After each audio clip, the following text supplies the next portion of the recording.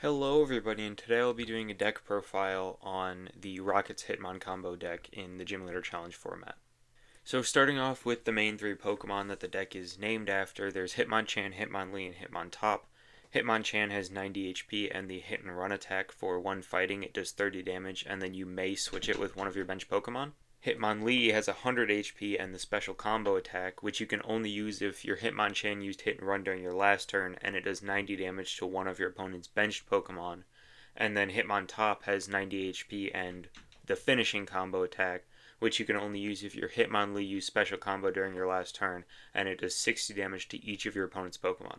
So even though you do have to chain the attacks together, it's not really that difficult, and getting to do 60 damage to their entire board is a huge payout. Other Pokemon in the list, Team Rocket's Tyranitar with 180 HP and the Sandstream ability. So while it's in the active during Pokemon Checkup, you put 2 damage counters on each of your opponent's basic Pokemon, and then Demolition Tackle is for 4 energy and you won't typically be using it. There's Lucario, which is a great revenge attacker. Avenging Knuckle for one fighting does 30 damage, and then it does 120 more damage if any of your fighting Pokemon were knocked out during your opponent's last turn. So, great revenge attacker, come in, attach a single energy, take a KO. Hawlucha fixes math with its flying entry ability. When you play it from your hand onto your bench, you can choose 2 of your opponent's bench Pokemon and put 1 damage counter on each of them. And then Okidogi does. And then Okidogi has 130 HP and the Adrenopower ability, where if it has any darkness energy attached to it, it gets 100 more HP and its attacks do 100 more damage. So, and then Good Punch for 2 fighting does 70 damage. So it goes from 130 HP doing 70 damage to 230 HP doing 170 damage for just a single darkness energy being attached to it. And you can use the special energies in the list to replicate that effect. So it's just a really, really good card in just general fighting decks. So for the Pokemon search, there's all the ball search cards, and then Evolution Incense. There's Team Magma's Great Ball, which gets you a basic Team Magma's Pokemon and a basic Fighting Energy card. This card is in the list so that you can get a Fighting Energy off of Ball Guy, which I'll talk about on the next slide. But that's very important. You want to be able to keep energy flowing, and all your attackers typically just need 1 energy. So being able to play Ball Guy, get 2 basic Pokemon, and this card that lets you get an energy for an attack is just really good. There's Quick Ball, you discard a card from your hand to go get a basic Pokemon into your hand. Level Ball gets you a Pokemon with 90 HP or less and puts it into your hand. Ultra Ball, you have to discard 2 to get any Pokemon into your hand. Nest Ball lets you get a basic Pokemon from your deck and put it onto your bench. Hisuian Heavy Ball is very important because you have to have all 3 of the Hitmons to use the full combo, so prizing one of them will just prevent you from doing the thing. So Hisuian Heavy Ball helps you fix that. You look at your face down prizes, you can reveal a basic Pokemon you find there and switch the basic Pokemon with Hisuian Heavy Ball. And then Evolution Incense gets just an evolution Pokemon, just a free out to Pupitar and Tyranitar, and then Lucario. Next up is Lily's Pokédoll. This is a really, really good card. It's an item, and you play it down as a basic colorless Pokemon with 30 HP, and if your opponent knocks it out, they don't get a prize. And then once during your turn, if it's in the active spot, you can discard all cards attached from it and put it on the bottom of your deck. This is really good because Hitmonchan's hit and run attack, you can attack and then go into the Lily's Pokédoll and force them to have a gusting effect to actually take a prize that turn. And if they don't, then you can just put the Pokédoll on the bottom of the deck, promote your Hitmonlee, and do the special combo. Next, and then Pokegear and Tag Call get you your supporters. Tag Call can get you 2 Tag Team cards, and then Pokegear 3.0 looks at the top 7, and you pick a supporter and put it in your hand. The deck wants to play plenty of recovery to loop your Hitmons. There's Night Stretcher, Rescue Stretcher, and Ordinary Rod. Night Stretcher gets you a Pokemon or a basic energy from your discard pile into your hand. Rescue Stretcher puts a Pokemon from your discard pile into your hand or shuffles 3 Pokemon back into your deck. And then Ordinary Rod shuffles up to 2 Pokemon and up to 2 basic energy back into your deck. Scoop Up Net and Escape Rope allow us to switch and force our opponent to switch. Scoop Up Net also allows us to pivot without needing an energy and reuse Hawlucha, so you can get 2 pings off Hawlucha and then rebench it and get 2 more pings off Hawlucha to put 4 damage counters on the board total which can lead to some insane board wipe turns. Professor's Letter gets 2 basic energy and puts them into your hand. Field Blower is just a good card. Choose 2 in any combination of Stadium and Tool cards attached to Pokemon in play and discard them. Trainer's Mail lets you look at the top 4 and choose a trainer card you find there and put it into your hand. And then VS Seeker puts a supported card from your discard pile into your hand. Fighting wants to play a lot of supporters because you don't have any cards that let you draw, like Pokemon abilities that let you draw. So just being able to see supporters in every hand is good. Guzma lets you search your deck for a Stadium card and put it into your hand. When you play it, you can discard 2 other cards from your hand, and you also get a tool and a special energy card. Huge combo piece, gets you basically everything you need for a turn 1 donk. Arven gets you an item and a tool card. Ball Guy gets you 3 cards, 3 different cards with the word ball in their name. Colress's Tenacity gets you a Stadium and a special energy card, and then Karina gets you a fighting Pokemon and an item card. Marnie's Hand Disruption, each player shuffles, puts their hand on the bottom of their deck, you get 5 cards and your opponent gets 4 cards.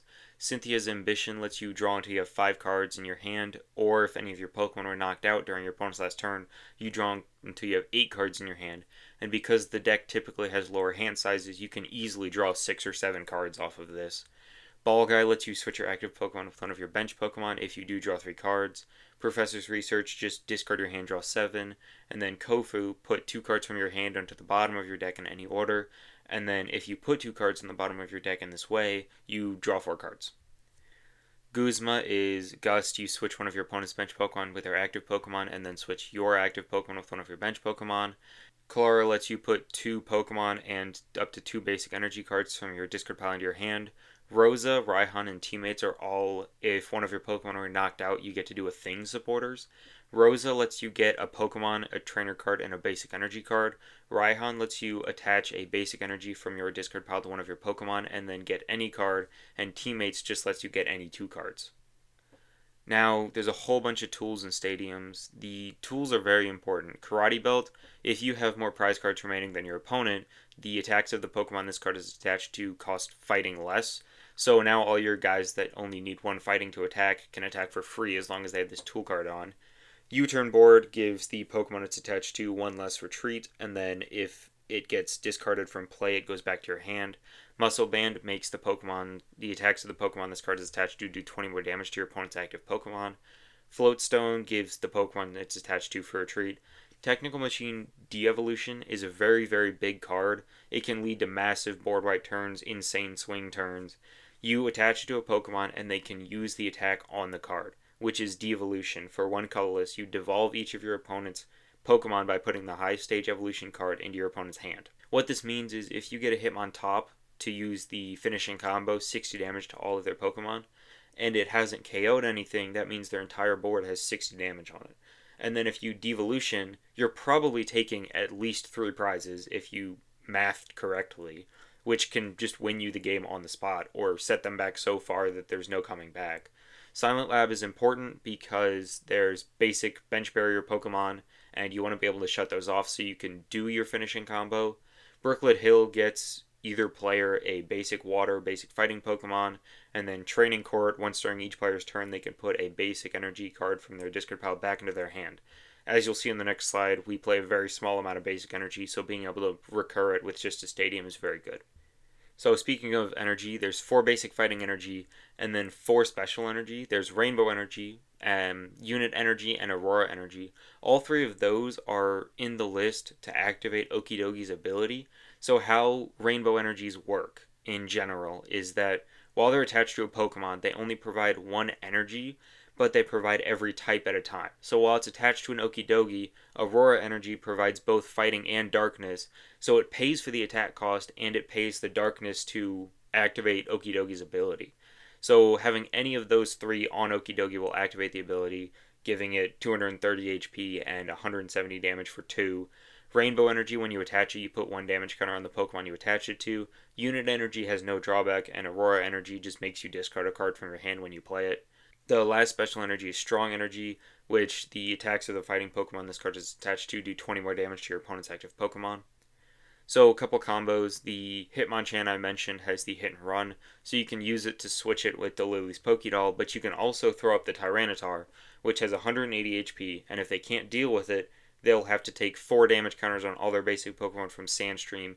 When you pass it over to them, the Tyranitar's in the active, and when they pass it back to you, the Tyranitar's still in the active. You attach a Float Stone, or you use any number of other pivot cards in the deck to put the Hitmonchan back up, or go straight into the Hitmonlee, and either continue the combo or continue hit and running back into the Tyranitar, just more damage on the board.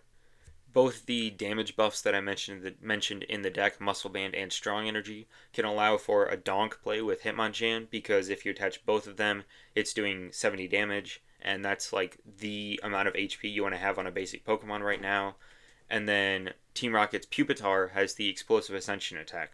So you may have noticed that the list doesn't play Rare Candy, and that's because this attack is broken. I've come to learn this attack is just busted. Explosive Ascension for one colorless does 30 damage, and then you search your deck for a card that evolves from it and put it onto the Team Rocket's Pupitar. Basically, what this means is you search your deck for Team Rocket's Tyranitar, evolve it, and then do 30 damage to your opponent's active. If you use Muscle Band and Strong Energy, you can bump that up to 70, and then you'll immediately have the Tyranitar in play. So if they have, say, a 90 HP basic in the active, you can do 70 to it, evolve into the Tyranitar, and then the ability will activate because the Tyranitar is in the active in between turns. Their basic Pokemon will take 2 damage counters, so you'll knock out the basic that you hit, or you'll just do good damage to a basic so that you can devolve it later. Last thing I want to say with the deck is please be careful when you face off against a deck with Lost City, or if you know someone at your locals is going to be running Lost City. This card can absolutely kill all your momentum in the deck. You want to have all access to all 3 of your Hitmons at almost all times. So if they have Lost City and they knock out one of them, you can kind of just end up dead in the water, especially if it's Hitmonchan, because you don't have access to hit and run anymore at all, which is a big part of the deck, being able to go hit and run for 30 damage back into the Tyranitar.